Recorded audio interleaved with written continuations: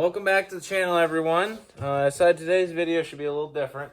We need to go over what the spring plan is for the farm this year and what you guys will be expecting to see. So, obviously, I'm currently doing the restoration on the Farmall 560. I would say when it comes to the main tractor itself, I have probably gotten about 35% to 40% of the wire wheeling done that I'm going to do. There's still a lot more to do, a lot more. And then I got to paint it and everything. I got to paint multiple parts, multiple colors, and then get it all reassembled. There's a lot of work left. Probably won't be done till April, which is fine. That's the plan. Just like these tractors here, you know, they took quite a bit of time too. So that's gonna get done. The F20 and the A John Deere are gonna need some service. They both need a little bit of individual work done to tackle some leaks. And that's about it for the old tractors. When it comes to service on our other machinery, we are a little less this year than last year. This year we don't have to do the combine, we don't have to do the 8310. The 7410 and skid loader were done earlier this winter. So all we have to do, and hydraulics on the tractors still have another year to go before they're due. At least hydraulic filters is what I mean. So all I got this year is just Gator, four-wheeler. Ranger was done this last winter, so it doesn't need to be done. I got to do the Z-Track mowers, utility loader tractors, like loader tractor and 20x20. The 86 and 686 are the two big tractors on the list of this year of stuff that need to be done. They both need quite a bit of work done and service. The 7810 is the only large John Deere tractor that needs service this spring, so we're looking pretty good there.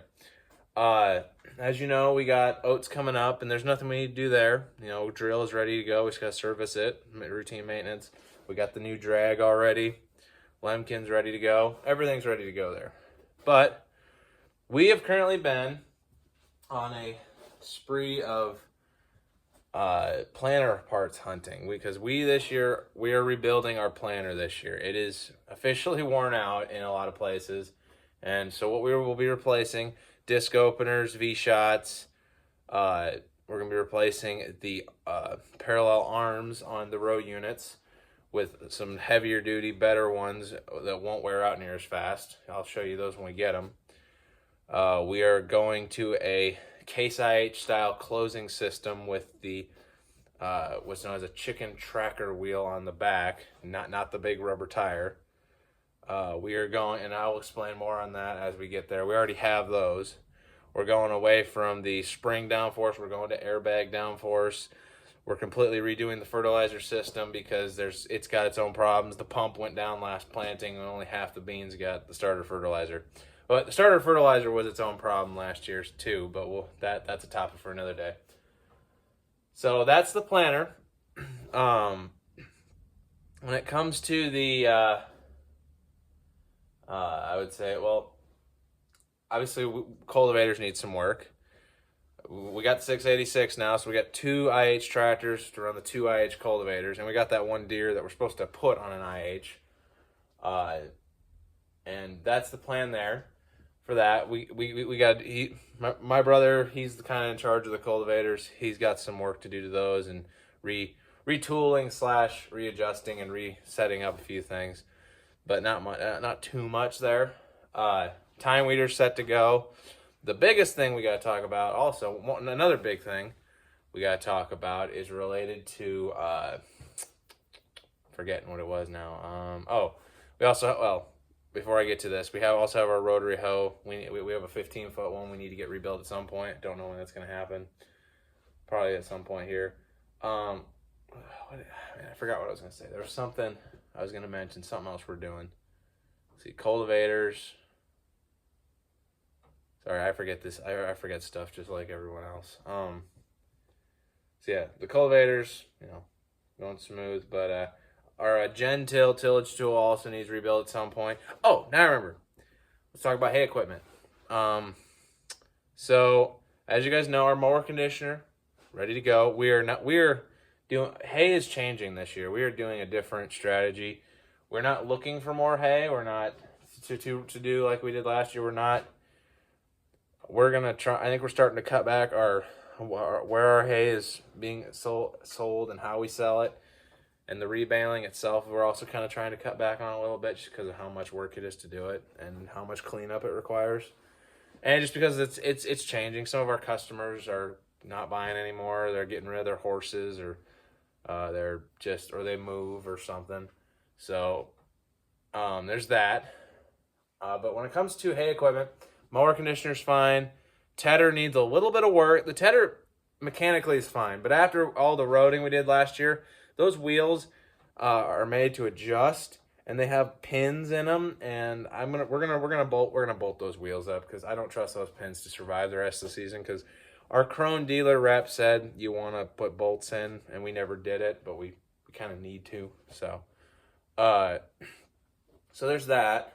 And the big bars that go around the outside of the wings, one of them broke. We got to fix those and put them back on. Some people just take them off and leave them off, but I wanted to fix them because I think they look good.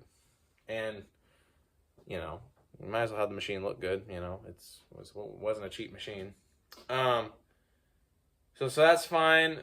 We're gonna keep going with the same baling strategy. We have those our neighbors on the other side of town. They do custom round baling, large square baling, wrapping. I think we're gonna try and lay off the large squares this year. I don't think that really worked too well, and we still got some from last year. And I don't think we're gonna do as many, or if not, we're not gonna do any at all. But let's talk about hay rakes. So the Frontier twin rotor rake, we are gonna sell that. We are gonna try to here. I think at some point we're gonna try and have it listed on an auction and see if that works. But we're gonna do that and privately list it. But there's that, and then depending on how much money we get for that, well, obviously we're gonna be buying a wheel rake, a like V-style wheel rake, a Kuhn most likely, with a kicker wheel in the back. You've seen me use one in the videos.